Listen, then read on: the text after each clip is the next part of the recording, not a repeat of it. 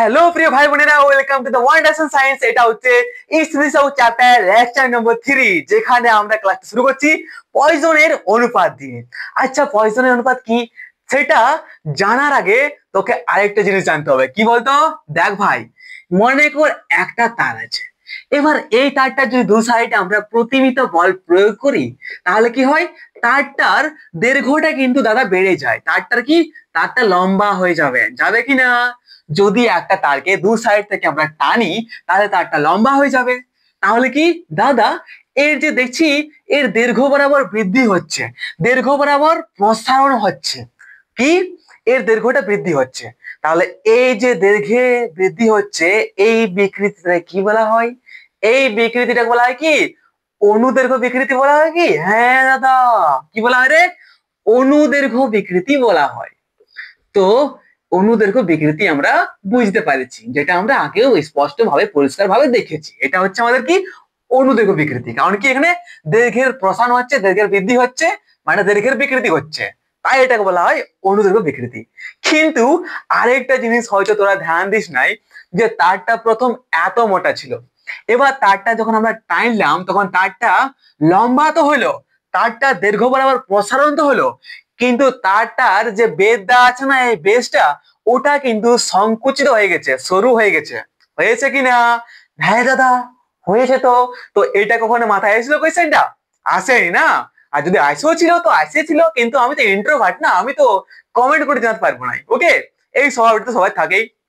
আমি নিজেও ইন্ট্রোভার্ট ছিলি, কিন্তু ইন্ট্রোভার্ট হয়েছে মানে ইন্ট্রোভার্ট যদি হয়ে যাস, তাহলে পরবর্তীকালে কিন্তু ঝাক্কাস সমস্যা দিবে। কমেন্ট করতে শিখ, কমেন্ট করে কোয়েশ্চেন করতে শিখ, মুখের উপর মুখ দিতে শিখ। তাহলে কি ইন্ট্রোভার্ট হইস না, ইন্ট্রোভার্টটা হাঁটা আর এক্সট্রোভার্ট হওয়ার চেষ্টা কর। ওকে, তো কি বুঝতে পারছিস? এই যে যখন একটা তারকে আমরা দৈর্ঘ্য বরাবর প্রসারণ ঘটাই, অনুদৈর্ঘ্য বিকৃতি ঘটায়, তখন তারটার মধ্যে যতটা ব্যাস থাকে, এই ব্যাসটার সংকোচন হয়। তো এখানে বলতে পারি, এই যে ব্যাসের সংকোচন হচ্ছে না, সেটা কি? দৈর্ঘ্য। এই দৈর্ঘ্য বরাবর লম্বা হচ্ছে আর ব্যাসটা সংকোচন হচ্ছে, ঠিক আছে? আর এই সংকোচনটা কিভাবে হচ্ছে বলতো? এইটা তো হচ্ছে অনুভূমিক ভাবে, এই দৈর্ঘ্য বরাবর কি হচ্ছে? দৈর্ঘ্যটা এইভাবে বাড়ছে। বা সংকোচন কিভাবে হচ্ছে রে? এই লম্ব বরাবর। এই লম্বটা কি হচ্ছে? এখানে ধীরে ধীরে সংকোচনটা শুরু হয়ে যাচ্ছে, সংকোচন হয়ে থেকেই শুরু হয়ে যাচ্ছে, ঠিক তো? তো এইখানেও একটা বিকৃতি সৃষ্টি হচ্ছে কিনা? হ্যাঁ দাদা, এখানে তো বিকৃতি সৃষ্টি হচ্ছে। তো ভাই লেখ, এটার একটা বিকৃতি, ঠিক আছে? মানে এখানে কি, এটা হচ্ছে কি বলতো? এটাকে বলা হয় পার্শ্বীয় বিকৃতি। কি বলা হয় এটাকে? পার্শ্বীয় বিকৃতি বলা হয়। এটাই বলা হয় যে পার্শ্বীয় বিকৃতি। আগে পড়াইছিলাম, এটা ঘন্টাও পড়াইছিলাম। কারণ কি, তোদের মাথায় কোয়েশ্চেনটা আসে নাই, তার জন্য আমি এটা বলিও না। ওকে, তাহলে এটা হচ্ছে কি পার্শ্ব বিকৃতি, যেখানে আমি স্পেলিং ভুল করলাম। এটা রশ্মি হবে না, দীর্ঘই হবে, পার্শ্বীয় বিকৃতি। ওকে, বুঝতে পারছিস?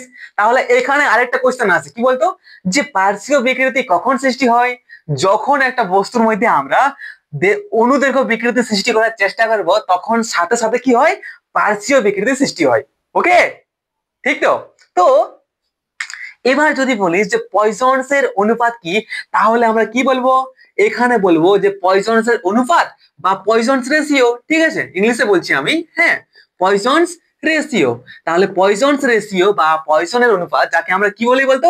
সিগমা দ্বারা প্রেজেন্ট করি। সিগমা, সিম্বল হচ্ছে সিগমা। ওকে, তাহলে বলতে পারি পয়সনস রেশিও বা পয়সনের অনুপাত সমান হচ্ছে কি? এই পার্শ্বীয় বিকৃতি, কি রে ভাই?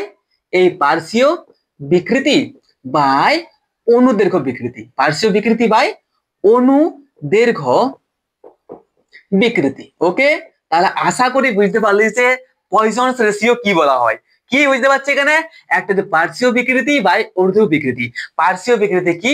যখন আমরা কোনো একটা বস্তুর দৈর্ঘ্য বরাবর টানি, বস্তুটা দৈর্ঘ্য বরাবর প্রসারণ হয়, তখন সাথে সাথে তার বেলটা, তার ব্যাসটার কি হয়? সংকোচন হয়। মানে কি, এই ব্যাসটারও কিন্তু পরিবর্তন হয়। মানে এখানেও একটা বিকৃতি সৃষ্টি হয়। অনুদৈর্ঘ্য বিকৃতি সৃষ্টি করার সময় আমাদের এই যে অনুদৈর্ঘ্য বিকৃতি লম্ব ভাবে, এই যে আছে লম্ব লম্ব ভাবে, ঠিক আছে? বিকৃতি কি হচ্ছে? লম্ব ভাবে একটা, এই যে এই তারটা আছে, ব্যাসের কি হয়? সংকোচন হয়, যেটা আমরা কি বলি? পার্শ্বীয় বিকৃতি বলি। ওকে, তাহলে এখানে যদি বলা হয় যে পয়সনের অনুপাত কি, তাহলে পয়সনের অনুপাত ওইটাই হচ্ছে যখন আমরা কি, এই পার্শ্বীয় বিকৃতি আর এই অনুদৈর্ঘ্য বিকৃতির অনুপাতকে আমরা কি বলে? পয়সনের অনুপাত বলে বা পয়সনস রেশিও বলে, যেটাকে আমরা কি দ্বারা সিম্বল দিই? সেটা সিম্বল হচ্ছে আমাদের সিগমা। আশা করি কখনো এটা ভুলবি নাই। ঠিক আছে, এবার এটা আমরা ক্যালকুলেশন কিভাবে করবো? আরে দেখ, মনে কর এই একটা তার আছে, আরে ইয়ার এইটা হাঁটা আরো পরিষ্কার ভাবে তোদের মাথায় ঢুকাই দিচ্ছি। ঠিক আছে, মনে কর কি জানি, মনে কর এই একটা তার আছে, ঠিক আছে, এই হচ্ছে একটা মোটা তার বা একটা কিছু একটা বটে। ওকে, তো এই যে এর ব্যাস কত আছে, এর মনে কর প্রাথমিক ব্যাস প্রথম কি আছে, ডি আছে। বুঝতে পেরেছিস কি আছে, প্রথম ব্যাস আছে ডি। আর তারটা দৈর্ঘ্য কত আছে, টোটাল দৈর্ঘ্য তারটার আছে কি, লম্বটা আছে আমাদের এল। ওকে, এটা হচ্ছে কি ব্যাস, আর এটা হচ্ছে আমাদের এল, লেন্থ, লেন্থ দৈর্ঘ্য। ওকে, এবার যদি আমরা এই বস্তুটার উপর এই সাইডে আর এই সাইড দু সাইড থেকে প্রতিমিত বল প্রয়োগ করি, অর্থাৎ কি, তাহলে বল প্রয়োগ করার সময় কি হবে বলতো, এই তারটা কিন্তু লম্বা হয়ে যাবে, তারটা দৈর্ঘ্য বরাবর প্রসারণ হয়ে যাবে। ঠিক আছে, তাহলে এখন বল প্রয়োগ করেছি তো কি, তারটার কিন্তু কি হয়েছে বলতো, তারটার লম্ব বাড়িয়ে গেছে, তারটার প্রসারণ হয়েছে, মানে কি অনুদৈর্ঘ্য বিকৃতি সৃষ্টি হয়েছে। দৈর্ঘ্য বরাবর বিকৃতি মানে কি, অনুদৈর্ঘ্য বিকৃতি সৃষ্টি হয়েছে। তাহলে এখন বিকৃতি কত হলো বলতো, এখন যদি আমরা বলি যে তারটার কত বৃদ্ধি পাইলো, তারটার বৃদ্ধি হলো মনে কর তোর স্মল এল। ঠিক আছে, তারটার বৃদ্ধি কত হলো ভাই, তারটা যখন আমরা বল প্রয়োগ করলাম তখন তারটা কত বৃদ্ধি হলো, প্রথমে ছিল এল, ক্যাপিটাল এল ছিল প্রথমে, আর পরে যখন তারটা টাইনলাম বিকৃতি সৃষ্টি করলাম অনুদৈর্ঘ্য বিকৃতি, তখন কি হলো বলতো, স্মল এল বৃদ্ধি পাইলো এই তারটার। ওকে, তো এইখানে দেখতে পাচ্ছি এটা যখন বৃদ্ধি পাইলো, কি পেলো এটা, এটা বৃদ্ধি কত হইলো রে, বৃদ্ধি হইলো ওই তারটার স্মল এল, যেটা হচ্ছে কি অনুদৈর্ঘ্য বিকৃতি। স্মল এলটা অনুদৈর্ঘ্য বিকৃতি না, অনুদৈর্ঘ্য বিকৃতি কোনটা, স্মল এলটা, তো এটাই তো বৃদ্ধি হয়েছে। ঠিক আছে, এর পরিবর্তন হয়েছে স্মল এল। তো এই যে বৃদ্ধি মানে বিকৃতি নাই, বিকৃতি কোনটা বলে সেটা দেখবো আমরা। ওকে, জানি আমরা কি, আমরা জানি যে কি জানি আমরা, আমরা জানি যে যতটা পরিবর্তন হলো, যতটা পরিবর্তন বাই আসল যেটা ছিল লেন্থ, সেইটা হচ্ছে বিকৃতি। মানে এখন পরিবর্তন কত হয়েছে, পরিবর্তন অর্থাৎ এখানে বৃদ্ধি হয়েছে স্মল এল, সেটা হচ্ছে স্মল এল। ওকে, মাথায় ঢুকেছে? তো এইখানে যখন প্রথম ছিল কি ব্যাধটা এত ছিল, এবারে ব্যাধটা হার্স হয়ে যায় কিনা, এই যে মোটাটা আছে অফকোর্স এটা শুরু হয়ে গেছে, মানে এখন ধরলে এই যে এখন ব্যাধ হচ্ছে কত, স্মল ডি বলতে পারি, অফকোর্স বলতে পারি। তো এইখানে আমরা কি বলতে পারি, এইখানে দাদা অনুদৈর্ঘ্য যে বিকৃতি আছে না, অনুদৈর্ঘ্য বিকৃতি আমরা এখানে পড়েছি, কি পড়েছি দাদা, অনুদৈর্ঘ্য বিকৃতি। আরে ইয়ার হাত লেখাটা ভালো কবে যে হবে আমার, অনুদৈর্ঘ্য বিকৃতি কি জানি, যে যতটা লেন্থের পরিবর্তন হয়েছে, দৈর্ঘ্যের পরিবর্তন কত হয়েছে রে, স্মল এল বাই কতটা আসল লেন্থ ছিল, প্রথম প্রাথমিক লেন্থ ছিল ক্যাপিটাল এল। বলতে পারি, একদম বলতে পারি দাদা। ওকে, এবার যদি বলি যে পার্শ্বীয় বিকৃতি কত হয়েছিল, পার্শ্বীয় বিকৃতি, পার্শ্বীয় বিকৃতি কত বলতে পারি, তো পার্শ্বীয় বিকৃতি আমরা বলতে পারি যে কি কতটা পরিবর্তন হয়েছে, পরিবর্তন হয়ে গেছে কি স্মল ডি, তাহলে স্মল ডি লিখতে পারি। আর আগে কত ছিল, প্রথমে প্রথমে ছিল আমাদের কি ক্যাপিটাল ডি, তাহলে এটা হচ্ছে আমাদের পার্শ্বীয় বিকৃতি, আর এটা হচ্ছে আমাদের অনুদৈর্ঘ্য বিকৃতি, বলতে পারি তো। তাহলে এখানে আমরা পয়জন যে অনুপাত আছে, পয়জন রেশিও বা পয়জনের অনুপাত, সেখান থেকে আমরা কি বলতে পারি, পার্শ্বীয় বিকৃতি। তো পার্শ্বীয় বিকৃতি কোনটা রে, পার্শ্বীয় বিকৃতি হচ্ছে আমাদের কি, পার্শ্বীয় বিকৃতি হচ্ছে কি আমাদের small D by capital D, বুঝতে পেরেছিস? আর এইখানে যেটা আছে তোর কি বলে অনুদৈর্ঘ্য বিকৃতি, সেটা কি হচ্ছে small L by capital L. Of course এটা আমরা বলতে পারি, হ্যাঁ দাদা একদম বলতে পারি কিনা, বলতে পারি। এবার আমাদের কি হবে এখানে, এইখানে যদি আমরা উল্টে যাই কি আসবে এখানে, capital D small D by small D capital L, এটা আসবে কিনা সেটা হবে। এটাই হচ্ছে পয়জনস এর অনুপাত বা পয়জনস রেশিও, এইটা কিন্তু তোরা মাথায় রাখিস। ঠিক আছে, এইভাবে আমরা করতে পারবো, বা এখানে আমরা আরেকটা জিনিস বলতে পারি বা লিখতে পারি, এরকম লিখতে কোনো ব্যাপার নাই যে আরে না আমি কি ভুল করছি, ভুল করছি কি না, ঠিকই আছে। আচ্ছা এরকম হবে না, স্মল ডি আগে ওপেন হবে আর small L by capital d, আচ্ছা স্মল এল হবে, ঠিক আছে এইটা হবে, এটা লিখবিস। ঠিক আছে, এটা হবে কি হবে বলতো, এটাই হচ্ছে আমাদের কি poison ratio, sigma is equal two, sigma মানে হচ্ছে পয়সনের অনুপাত, পয়সনের অনুপাত বা পয়সন রেশিও যেগুলো হচ্ছে কি স্মল ডি কি হচ্ছে, small D capital L by capital D small L. যেখানে আমরা বুঝতে পেরেছি যে ক্যাপিটাল ডি কি, ক্যাপিটাল ডি হচ্ছে আমাদের প্রাথমিক, ক্যাপিটাল ডি কি রে, ক্যাপিটাল ডি হচ্ছে আমাদের প্রাথমিক ব্যাস, প্রাথমিক ব্যাসটা যেটা ছিল। ওকে, আর স্মল ডি হচ্ছে আমাদের কি, যেটা পরিবর্তন হয়ে ব্যাসটা হয়ে গেল, সেটা হচ্ছে স্মল ডি। বুঝতে পেরেছিস? ক্যাপিটাল এলটা, যে ক্যাপিটাল এল আছে, ক্যাপিটাল এলটা কোনটা, ক্যাপিটাল যে প্রাথমিক লেন্থ, আর তারপরে যখন আমরা বল প্রয়োগ করে যখন দৈর্ঘ্য বরাবর পরিবর্তন করলাম, তখন যে পরিবর্তন হয়েছে সেটা হচ্ছে স্মল এল। বুঝতে পেরেছিস? তাহলে লিখতে পারি এখানে কি capital D capital L by sorry small D capital L by capital D small L. ঠিক আছে, এইটাই হচ্ছে সিগমা, যেগুলো সিগমা হচ্ছে এখানে পয়সনের অনুপাত। আশা করি এরপর কোনো রকম এখানে ডাউট নাই। এবার যদি বলিস যে একক কি হয়, তো পয়সন যেটা আছে, দেখ ভাই, পয়সন যেটা আছে, পয়সন কি হচ্ছে, পয়সন হচ্ছে বিকৃতি, আর অপরটা বিকৃতি আর এটাও বিকৃতি। তাহলে বিকৃতি বিকৃতি তো এমনিতে জানি যে বিকৃতি কোনো রকম একক নাই, মানে পয়সনের কি, পয়সনের কোনো রকম একক নাই, মানে এককহীন বলতে পারি এটা। পয়সনস হচ্ছে, পয়সনের অনুপাত হচ্ছে আমাদের কি, পয়সনের অনুপাত হচ্ছে আমাদের কি সিগমা হচ্ছে এককহীন, মানে এর মাত্রা কি, মাত্রা কোনো নাই, মাত্রাহীন, বুঝতে পারি এটা, বুঝতে পেরেছিস তো? তাহলে আরেকটা জিনিস বলতে পারি এখানে, যে দেখ একটা জিনিস মাথায় রাখিস, এই যে পয়সনস রেশিও আছে না, পয়সনস এর অনুপাত আছে না সিগমা, এর মানটা কিন্তু জিরো থেকে হাফের মধ্যে হয়, জিরো থেকে হাফের মধ্যে হয়। এই হাফের বেশিও হবে নাই আর জিরোর কমও হবে নাই, এটা মাথায় রাখিস। আমি কি বলতে চাইছি এটা, ঠিক আছে? বেশি গভীরে যাচ্ছি নাই, কেন এরকম হয়, কেন এরকম নাই, এরকম নাই। আশা করি এটা রাখ, কারণ পরীক্ষার জন্য এটা ইম্পর্টেন্ট, আর এটাই সব জায়গায় পড়ে, আর এটা হচ্ছে মেন কোয়েশ্চেন। যদি পয়সনস রেশিও বার করে আনছিস, ঠিক আছে, আর যদি তোর হাফের থেকে, মানে কি 1/2, হাফের থেকে যদি বেশি এদিকে পয়সনস রেশিও, জানবি যে এটা ভুল আছে, ওকে? আর যদি জিরো থেকে কম হয় তাহলে ওইটাও ভুল আছে। মানে পয়সনস রেশিও কোথায় আছে বলতে, পয়সনস এরকম আছে 0.4, 0.2, 0.3 এরকমই আসবে, এর বাইরে আসবে নাই। 0.5 এর অপরে যাবে নাই, আর জিরোর কমে যাবে নাই, ঠিক আছে? মানে এই যে পয়সনস এর মানটা আছে, এই পয়সনস এর অনুপাত, এর মানটা কত, সিগমা, এর মান হচ্ছে 0 থেকে হাফের মধ্যে থাকবে। ঢুকেছে মাথায়? আশা করি ঢুকেছে, ঠিক আছে? এখানে কোন রকম ডাউট নাই আমি মনে করি, ওকে? চল তাহলে পয়সনস এর অনুপাত বুঝতে পেরেছিস। এবার আমরা দেখব, যদি কোনো একটা লেন্থ আছে, এবার ওই বস্তুটার মধ্যে যদি আমরা, এবার ওই বস্তুটার মধ্যে যদি আমাদের, মানে তুই ভাবলে যে একটা বস্তু আছে, একটা তার আছে, ওকে? তো এই তারটার কি বলছে, টপিক হচ্ছে যে অনুদৈর্ঘ্য বিকৃতিতে, এই যে একটা তারের যখন আমরা অনুদৈর্ঘ্য বিকৃতি ঘটাই, ওকে, অনুদৈর্ঘ্য বিকৃতিতে আয়তন স্থির থাকলে, এই যে আয়তন যেটা আছে, এই বস্তুর মধ্যে আয়তন আমার ভি আছে, তো যদি আয়তনের কোনো রকম পরিবর্তন না হয়, মানে কি আয়তনটা যদি স্থির থাকে, যদি আমরা একটা বস্তুর মধ্যে অনুদৈর্ঘ্য বিকৃতি ঘটাবার চেষ্টা করি, ঠিক আছে, তাহলে এর যদি আয়তনটা স্থির থাকে, মানে আয়তনে কোনো রকম পরিবর্তন হয় নাই, অনুদৈর্ঘ্য বিকৃতি ঘটুক কিন্তু আয়তনে কোনো রকম পরিবর্তন হবে নাই, ঠিক আছে? তাহলে এই উপাদানটার পয়সনস এর অনুপাত কি হবে? আর একটা জিনিস মাথায় রাখ, এই যে পয়সনস রেশিও আছে না, এই পয়সনের অনুপাত, এই পয়সনের অনুপাত বলতো কার উপর নির্ভরশীল? এটা হচ্ছে শুধুমাত্র কি বস্তুর উপাদানের উপর নির্ভরশীল, ঠিক আছে? আর অন্য কোনো উপর নাই। বস্তুর উপাদান কেমন হবে সেইটার উপর নির্ভরশীল করছে, যেমন উপাদান তেমন পয়সন রেশিও, ঠিক আছে? কি বুঝতে পারলিস তো? ঠিক আছে, বুঝতে পারছিস? তাহলে যদি একটা বস্তুর মনে কর ভি আছে আয়তন, প্রাথমিক আয়তন কত আছে, ভি আছে, ওকে, আর এর প্রাথমিক লেন্থ হচ্ছে ক্যাপিটাল এল একটা বস্তুর মধ্যে। তারপর যখন এটা আমরা বল প্রয়োগ করলাম, তখন বস্তুটার কি হচ্ছে, দৈর্ঘ্য বৃদ্ধি হয়ে গেল, এল হয়ে গেল। তাহলে এখানে আমরা কি বলতে পারি, এখানে বলতে পারি আমরা অনুদৈর্ঘ্য বিকৃতি, অনুদৈর্ঘ্য বিকৃতি মেরি জান, অনুদৈর্ঘ্য বিকৃতি হচ্ছে small L by capital L. মানে প্রথম লেন্থ ছিল কত, প্রথম লেন্থ ছিল ইয়ার এল, আর পরে পরিবর্তন হলো কি এল, স্মল এল, ঠিক আছে? আমরা বলতে পারি, বা ডি, মনে কর অনেক অনেক কম পরিবর্তন হয়েছে লেন্থে, তাহলে বলতে পারি কি স্মল ডি, স্মল ডি, ঠিক আছে, স্মল ডিএল বাই এল বলতে পারি। মানে আরেকবার বলছি, দেখ, মনে করে একটা বস্তু আছে, এর প্রাথমিক আয়তন হচ্ছে ভি, প্রাথমিক আয়তন হচ্ছে ভি, প্রাথমিক লেন্থ হচ্ছে, প্রাথমিক দৈর্ঘ্য হচ্ছে এল, ঠিক আছে?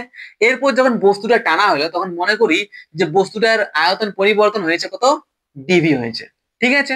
এই লেন্থ হয়ে গেছে কি ডিএল হয়ে গেছে, ওকে? আর এই যে বস্তুটা আছে, এই বস্তুটার যে মনে কর যে ব্যাসার্ধ আছে, এইটা হচ্ছে ব্যাসার্ধ, এই যে ব্যাসার্ধ সেটা প্রাথমিক ব্যাসার্ধ ছিল আর, এরপর যখন ব্যাসার্ধের পরিবর্তন করলাম তখন কি হলো ডিআর, বুঝতে পারছিস তো? এই সব ব্যাপার হয়েছে, ঠিক আছে? এটা আমরা বলতে পারি। এবার যদি আমরা বলি যে যদি, ঠিক আছে, ব্যাসার্ধ এটা আছে, এই তাদের দৈর্ঘ্য হচ্ছে এসি দাও, সুষম তারের দৈর্ঘ্য হচ্ছে এল, তাহলে এখানে বলতে পারি কি তারটা দৈর্ঘ্য যেটা আছে, না ছাড়, বলবো কি নাই, হুম হুম হুম হুম হুম হুম হুম তো এবার একটা জিনিস দেখ, মানে একটা স্মল এল নিয়েছি, ঠিক আছে, স্মল এল আছে, আর যখন এটা তাদের দৈর্ঘ্য আছে সেটা হচ্ছে স্মল এল। এবার যখন তারটা আমরা পরিবর্তন বুঝতে পারি তখন সেটা ডিএল, ওকে, এটা মাথায় রাখ। তো এবার যদি আমরা বলি যে এটার আয়তন কি হবে, তাহলে আয়তন ভি আমরা কি বলতে পারি, পাই আর স্কোয়ার এল বলতে পারি, অফকোর্স এটা বলতে পারি, ঠিক তো? বলতে পারি কিনা? হ্যাঁ দাদা, এটা তো বলতে পারি, এটা হচ্ছে আয়তন, ঠিক তো? এটা হচ্ছে আয়তন, তাহলে আয়তন পেয়ে ভি আর পাই আর স্কোয়ার বাই এল।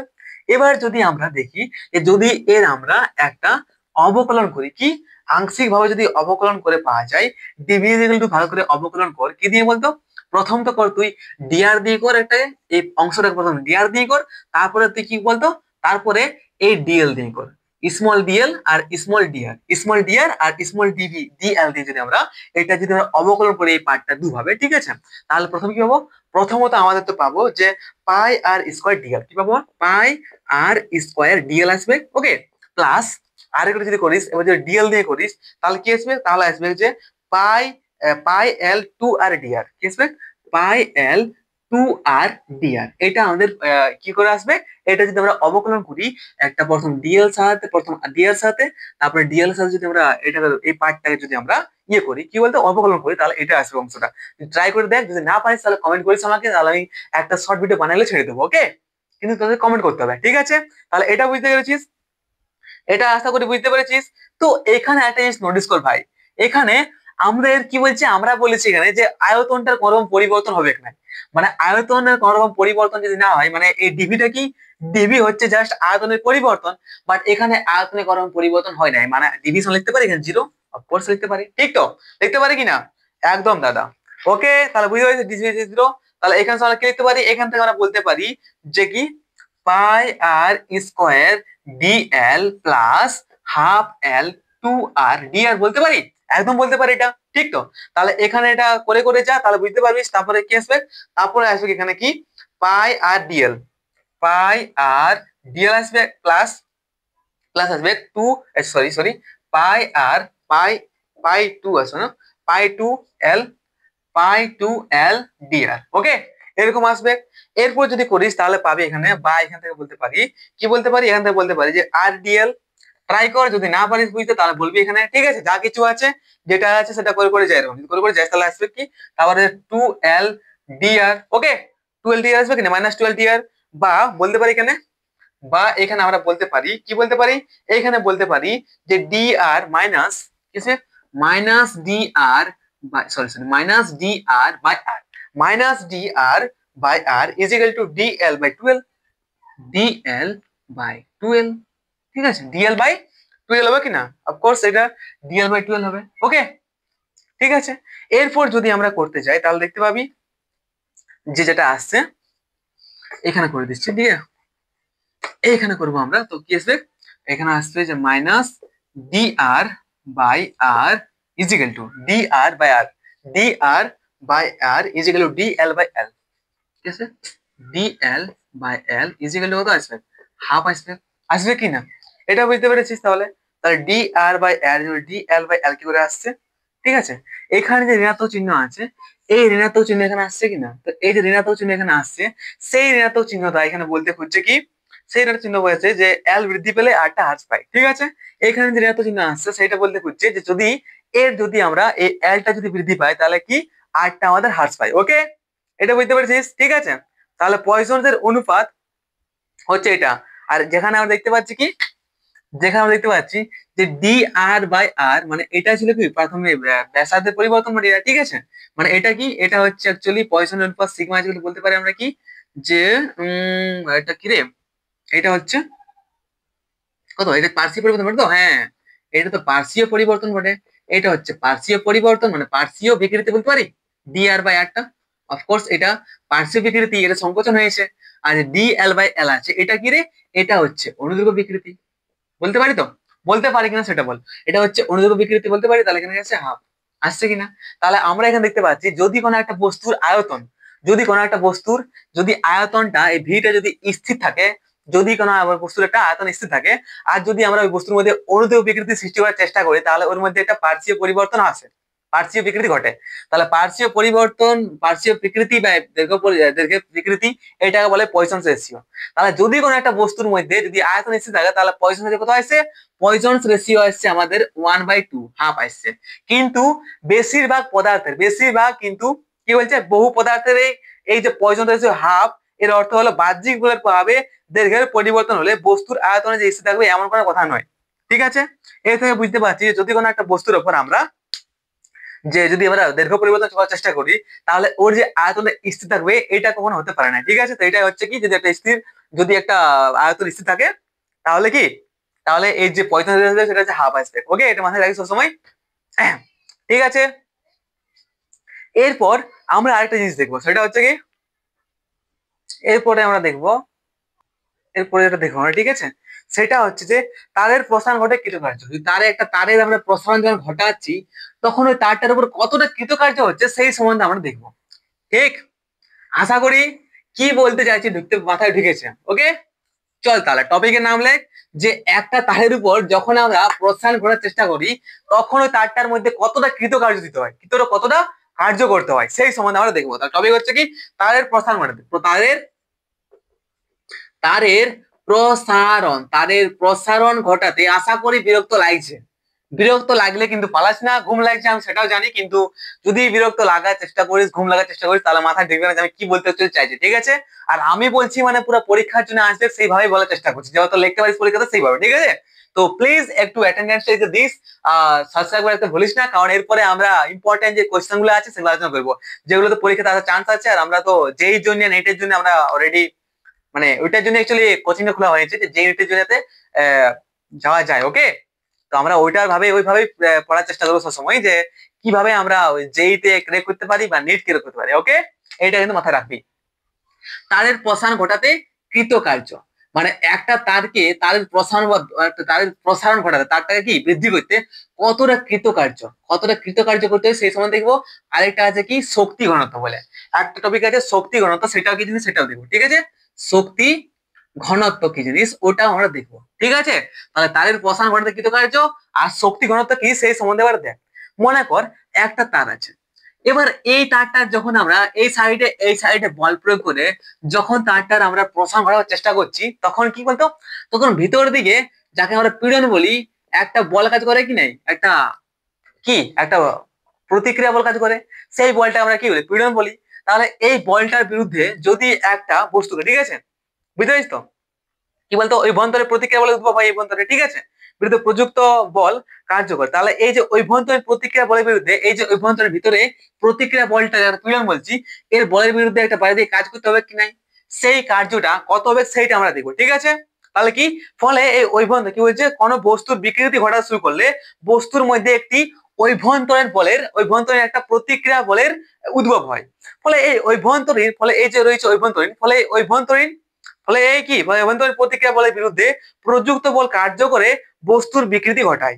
এই কার্য বস্তুর মধ্যে স্থিতি শক্তিতে রূপ কি হবে, স্থিতি শক্তি রূপে সঞ্চিত থাকে। এটা মাথায় রাখিস যে এই কার্য করতে হয়, এই যে অভ্যন্তরীণ বলটা আছে এর বিরুদ্ধে বাইরের দিকে একটা কার্য করতে হয়, সেই কার্যটা স্থিতি শক্তি রূপে এই পদার্থের মধ্যে থাকে। ঠিক আছে, স্থিতি শক্তি রূপে কি সঞ্চিত থাকে। একে স্থিতিস্থাপক স্থিতি শক্তি, ইলাস্টিক পটেনশিয়াল এনার্জি বা স্থিতিস্থাপক স্থিতি শক্তি বলা হয় এই যে কার্য করতে সেই কার্যটাকে। ঠিক আছে, ওকে, তাহলে বলা হয় একে বলা স্থিতিস্থাপক স্থিতি শক্তি বলা হয় বা ইংলিশে বলা ইলাস্টিক পটেনশিয়াল এনার্জি বলা হয়। প্রযুক্ত বল যদি আমরা অপসারণ করলে ওই অভ্যন্তরীণ প্রতিক্রিয়া বল অর্থাৎ পীড়ন থাকে না।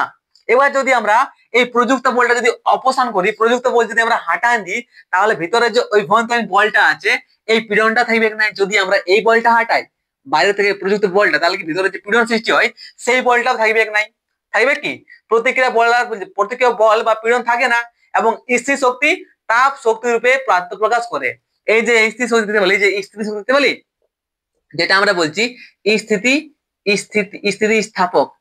আচ্ছা, স্থিতিস্থাপক স্থিতি শক্তি যেটা বলছিলাম থাকে শক্তির উপর থাকে, যেটা বলে স্থিতি শক্তি। ওকে, সেটা কি তাপ শক্তিতে রূপান্তরিত হয় যখন আমরা এই বলটা অপসারণ করি, যখন আমরা বলটা কি হাঁটান দিই, তখন এর ভিতরে যে পীড়ন থাকে পীড়নটা থাকে নাই, এর ভিতরে যে অভ্যন্তরীণ বলটা সেই বলটা প্রতিক্রিয়া বলটা থাকে নাই। ওকে, মানে তখন কি হয় বলতো, তখন তাপ শক্তি রূপান্তরিত হয়। তাহলে এখানে দুটো শক্তি পাচ্ছি, একটা যে স্থির শক্তি পাচ্ছি একটা, আর একটা তাপ শক্তি পাচ্ছি, এই দুটো শক্তি আমরা পাচ্ছি। ওকে, ধরা যাক এল দৈর্ঘ্যের এবং এ প্রস্থচ্ছেদ তারের এক প্রান্ত একটি দৃঢ় অবলম্বনের সাথে আবদ্ধ করে অপর প্রান্তে প্রসারক বল এফ প্রয়োগ করা হলো। ধরা যাক তারটির মোট দৈর্ঘ্য বৃদ্ধি হলো এল এবং সীমার মধ্যে দৈর্ঘ্য বৃদ্ধি হলো বলে সমানুপাতিক। আচ্ছা, কি বলছে দেখ, এখানে বলছে ধরে যে একটা তার আছে। ওকে, এ হচ্ছে একটা তার, এবার এই তারটার যেটা আছে এই তারটা যে প্রস্থের ক্ষেত্র সেটা হচ্ছে কি এ, আর এই তারটা দৈর্ঘ্য হচ্ছে কত, এই তারটা দৈর্ঘ্য হচ্ছে তোর ক্যাপিটাল এল। ঠিক আছে, কি বলছি দেখ, এবারে তারটাকে যদি একটা শক্ত কোনো অবলম্বনে ঝুলান দিয়ে বাঁধে নিয়ে, ঠিক আছে, এরপর যদি আমরা তারটার উপর বাইরে থেকে বল প্রয়োগ করি, তাহলে বল প্রয়োগ করলে বলতো, বল প্রয়োগ করলে এই তারটার কি বৃদ্ধি হবে? এতটা লম্বা যাবে তারটা, ঠিক তো? তাহলে তারটা বৃদ্ধি কত হলো? মনে কর স্মল তারটার বৃদ্ধি হলো কি প্রয়োগ করার পর? একটা বল প্রয়োগ করার পর। ওকে, ঠিক আছে, এটা বুঝতে পারলে প্রয়োগ করা হলো। ধরা যাক তারটির মোট দৈর্ঘ্য হলো কত? ধরা যাক তারটির মোট দৈর্ঘ্য হচ্ছে কি স্মল এল হলো, ঠিক আছে? তারটির মোট দৈর্ঘ্য, তারটির মোট দৈর্ঘ্য বৃদ্ধি হতো, তারটির মোট দৈর্ঘ্য বৃদ্ধি হচ্ছে কি স্মল এল। ওকে, কি রে তারটির দৈর্ঘ্য কত হয়েছে? স্মল এল বৃদ্ধি হয়েছে যদি আমরা বল প্রয়োগ করি তাহলে। ওকে, বুঝতে পেরেছিস?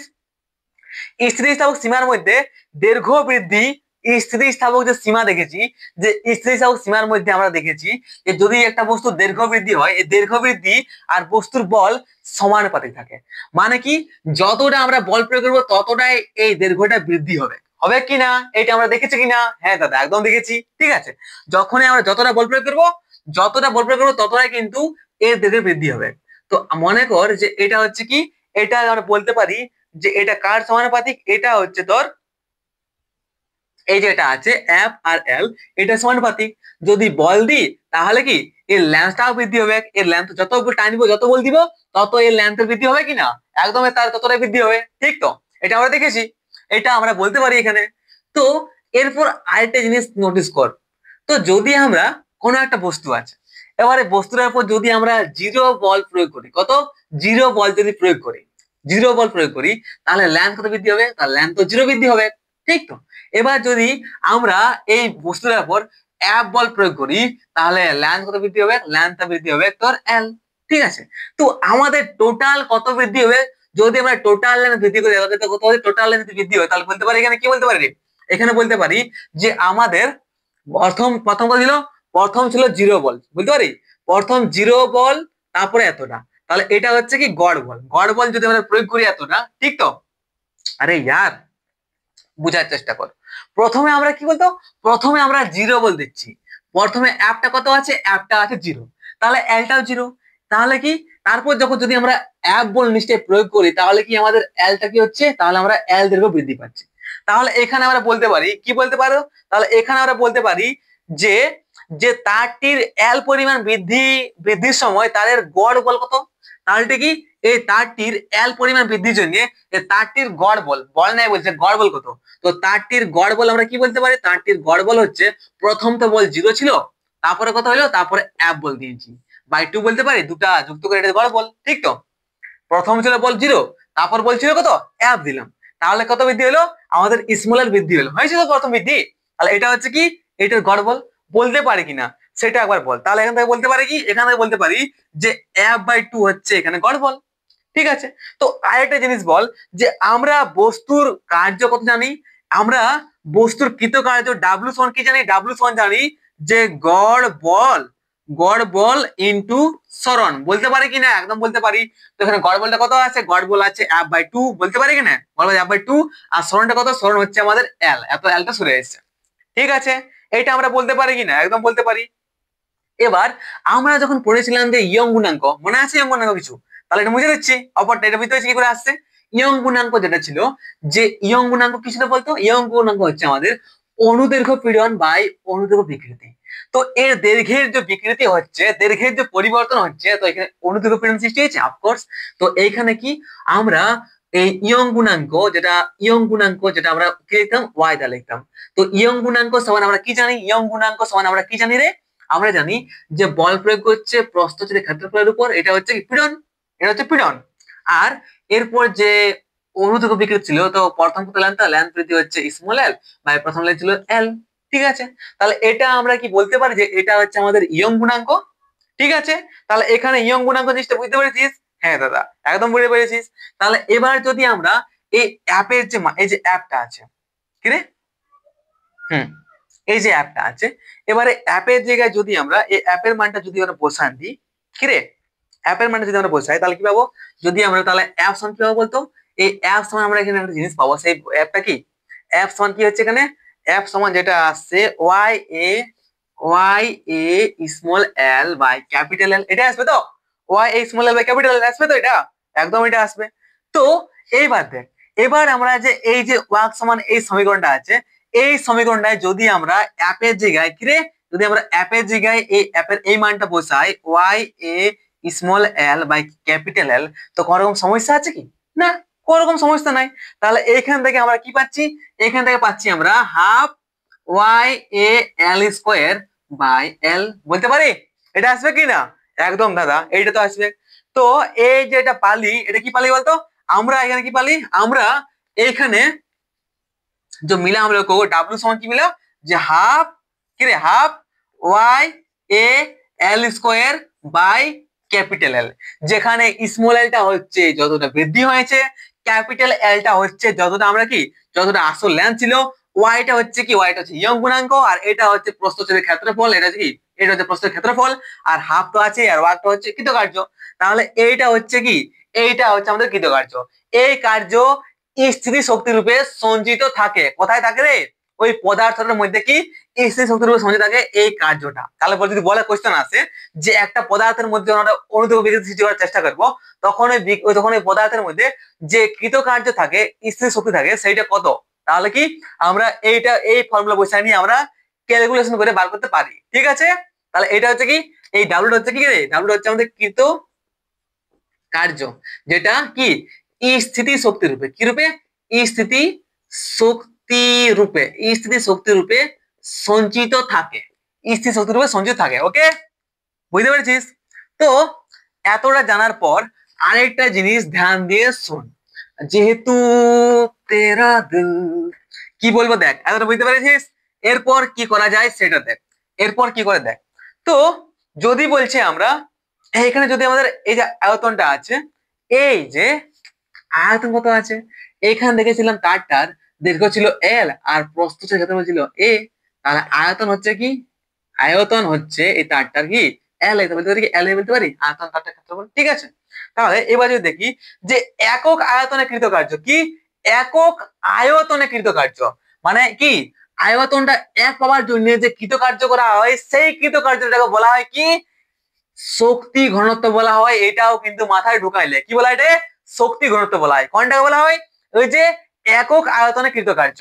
কি বলছি দেখ, একক আয়তনে, একক আয়তনে কৃতকার্য, একক আয়তনে কৃতকার্য হচ্ছে কি শক্তি ঘনত্ব।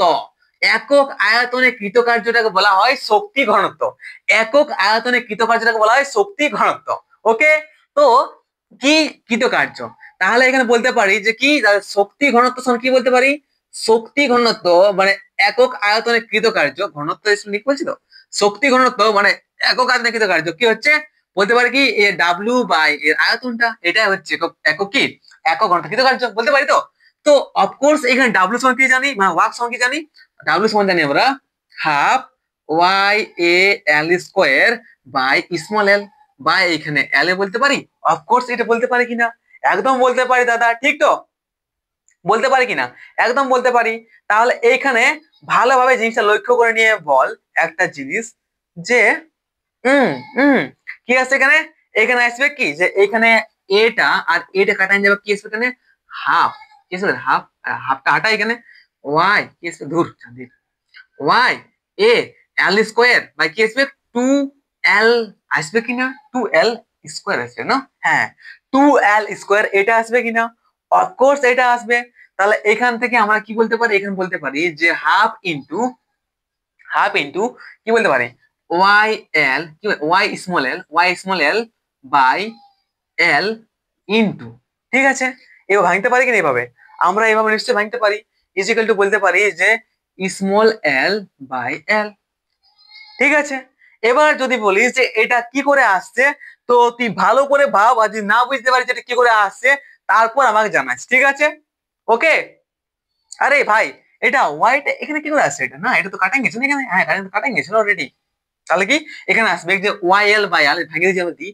তো এইখানে আরেকটা জিনিস ধ্যান দিয়ে দেখ, এখানে যদি করে দেখিস যে এই যে ওয়াইটা কি রে, এখানে কি আছে আমাদের শক্তি ঘনত্ব যা আছে, শক্তি ঘনত্ব যেটা আছে সেটা পাইছে হাফ ইন্টু এই যে ওয়াই এল কি আছে, এই যে কি আছে এটা ওয়াই স্মল এল আছে, তো ওয়াইটা কি, ওয়াইটা হচ্ছে আমাদের ইয়ং গুণাঙ্ক।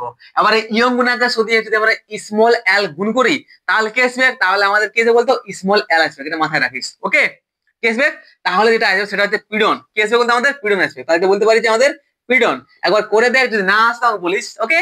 আর এই যে এল বাই এল সেটা আমরা কি জানি, বিকৃতি জানি তো, ঠিক আছে। তাহলে এখানে আমরা বলতে পারি যে যদি কোনো একটা বস্তু শক্তি ঘনত্ব পেতে চাই বা একক আধান ঘনত্ব, তাহলে বলতে পারি কি ওটা গুণ করতে হবে হাফ ইন্টু পীড়ন ইন্টু বিকৃতি, এটাই হচ্ছে তার শক্তি ঘনত্ব।